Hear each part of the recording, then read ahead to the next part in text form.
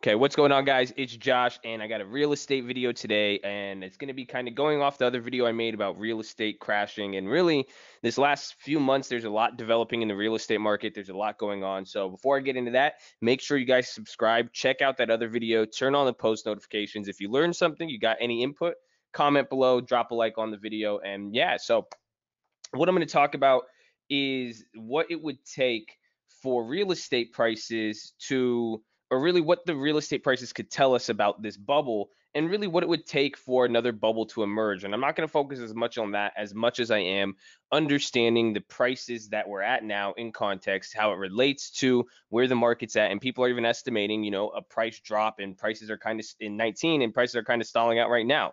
And the one thing I want to look at, and I have it up on my screen right now, is Japan's nationwide land prices. Now, this might seem irrelevant to some of you, but this is where I like to focus a lot of things on. It's history, it's the past. It's I think there's a quote, I forgot who said it, but someone who does not know history is like is like a leaf, not understanding it's part of a tree and not knowing where it came from. And that's where we have to look for everything from, the old emerging debt crises in Asia, any sort of inflationary issues, all the way down to the pricing and how even the value and what happened with Japan. It tells us a lot about where we're at today, and actually where we're at right now in 2018 with the price of stocks, the price of real estate. It's unique because it parallels so many other times in history, and you could see some things happening. So I want to talk about the past and tie it into what's going on right now, because that's something I think a lot of people really miss out on. And now, when we're looking at it, what happened in Japan, I don't know if you guys are aware, there's something in Japan really from 1980, 1990 to like 2000. There was like a 10-year era. They called it the lost generation because Japan had a huge crash. And now it was a mix of both stocks and real estate, but a lot of people fail to realize it was literally primarily real estate driven. What was going on at one point was there was an economic boom. It was, they called it Japan Inc. in 1980 and 1990. Japan was one of the large, I think it was the largest economy in the world. They were doing technology, TVs, VCRs. Think about what that meant. The stock market was going crazy over it. Like they were going over crazy over JVC VCR players as they were Amazon right now. And it's kind of funny to think back at that. But it was a strong government, or economy. Everything was going well, prices were going up, and that's what started to happen as they're making money from the stock market. Prices were going up there. They started investing in real estate. People were speculating. A lot of people in Japan, their currency was doing well. It even strengthened like 100% or something in that 10-year time period. They're buying land overseas. It was really a lot of what we see with America right now, kind of parallels China as well too. But for them, what started to happen is real estate prices started to skyrocket. And now, this is what I talked about in the last video with the crash, but essentially what happens as your prices get up, and now you'll even see this doesn't go on, but if you even see where Japan's real estate prices are today, it has never recovered to this point. And this is what people have of a fear for the United States market right now, is that they think, fast forward here, they think we're hitting this bubble again. We're kind of getting to this bubbly aspect, and then it might, lead to, Japan was like a 15-year bear market in real estate. But do I think that'll happen in the US? Probably not, just because we never really ripped past this bubble. Now, let's say we saw a huge incline in real estate prices, although we're right here, and then we see something just go crazy in real estate, which is definitely on the card still, and I'll talk about that. It That's what I think could, really say, okay, yeah, we're in for a big one. But again, real estate prices are high, but they're at another peak we've already reached. So that brings up an interesting point. But essentially, what happened in Japan, real estate prices got so high. Legitimately, there was one place in Japan where the price per square foot cost more than all of the real estate in California at the time, which was nutty to think about.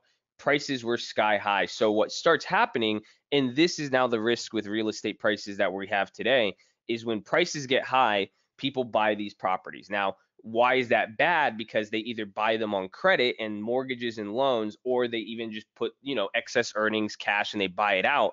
But the thing is, well, the big issue is most people are buying these properties on loans. So what happens, they'll either buy it on loans, or even if they buy it on cash, they'll collateralize this. So they'll go spend $20,000 a square foot on just some crazy, little one-bedroom shack and spend millions of dollars on it. And they're like, yeah, that's because that's the price of land, and that's just how it is everywhere. and then they'll back it with something, or they'll say, okay, I'm going to go get investments and back it with my property worth 1.5 million, or I'm going to buy it at this price. And again, incomes did not go up. And this was what I talked about in my other video. That's how a bubble gets formed, is when prices of assets like stocks and real estate go up, but incomes do not catch up at an appropriate rate. And it really creates this huge divergence. Whereas now, if asset prices ever drop or drop hard, it crushes everybody. But that's essentially what happened in Japan. Asset prices went up, people got a loan on it.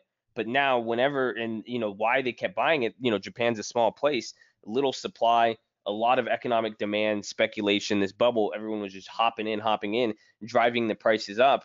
And then whenever those prices went down, there was an issue now with their economy, the strengthening, the government policy, all sorts of stuff. And then really once that tech bubble died in all what they were doing, prices started to come down. So now as they started coming down to their equilibrium or their real prices, people were on these loans. Now everybody was just taking out massive loans for little amounts of property that they couldn't ever really exploit to cover that crazy exorbitant price they paid for it. So what starts happening now, people start defaulting on loans. That leads to banks defaulting, and now also foreign countries that gave them money start defaulting as well too. It's just like a domino reaction. So what it would take now for real estate prices to signal this bubble is we need real estate prices to actually go higher.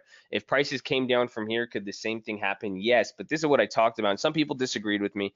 They said we are extremely levered with real estate. What are you saying, Josh? You're crazy. Real estate is, there's so much of mass leverage. It's not really the case. Based on the lending standards that exist in the United States, even what they've, Vancouver in Canada is more bubbly and more of risk, especially with the foreign money. But places like Australia, you saw them, they've curbed it now and they're trying to stop it. And you're seeing a crash in their real estate market. But with the United States, although prices are high, there's a lot of investors driving it up in speculation, but anybody purchasing and owning homes with the general domestic demand, it takes a lot to get a house. Really, unless you're making 80 grand a year with zero debt, you're not even going to qualify for a $400,000 home. In California, that's not going to get you anything. They are not allowed to give that loan. It's not systematically leveraged where you have 70% of your mortgages subprime or even 50% at risk. Really, you go look at some bank statements, and what I mean by that is filings on publicly traded companies. Their NPLs, their non-performing loans, are very low. The ones that are even in risk 0 to 30 days, 60 to 90 days, and 120 days plus is very, very minimal. It's just not, we're not systematically leveraged. Now, we did see some data that said this was the first time since 2013 where foreclosures went up 1% on the year, which is interesting to note. But even then, it's still not that scary. So essentially, for a real bubble to pop or for it to create now, or I guess what I'm referring to is what real estate prices would need to do for it to create a crash that could have contagion that affects the stock market like it did in '08, prices would need to go a lot higher. And I just don't see that happening as of yet.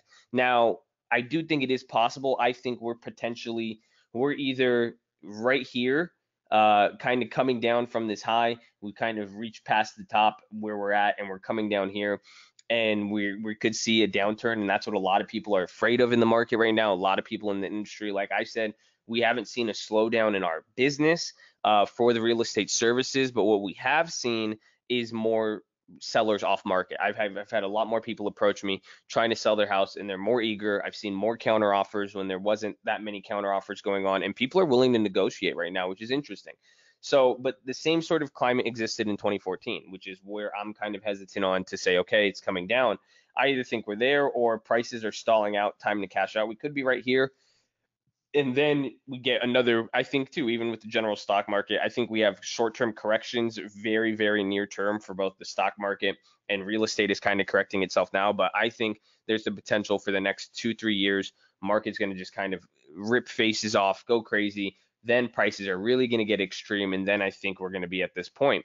I could be wrong, but that's what I think is still on the table. I'm 50-50, but I'm more leaning to that. I guess I'm optimistic, but that's kind of how I feel towards it right now. But I don't think the prices here are now at a level that are going to create anything crazy. Now, I think as long as prices stall out, I think incomes aren't going to catch up too soon. But even then, with other assets and other ways to make money, and people making money all sorts of ways, tax cuts, real income, stuff like that, I don't think real estate prices in the United States are too high just yet. Are they high? Yes, but not high enough to create a 10, 15-year real estate bear market. So I'll leave it at that. Hopefully you guys learned something. I encourage you all to look into Japan, look into some of these emerging market debt crises, how they've unfolded over the years. They're really good information. It's kind of unique, and it'll give you information about how finances in the market work. So check that out. I love you guys. Make sure you subscribe, drop me a like, stay in school.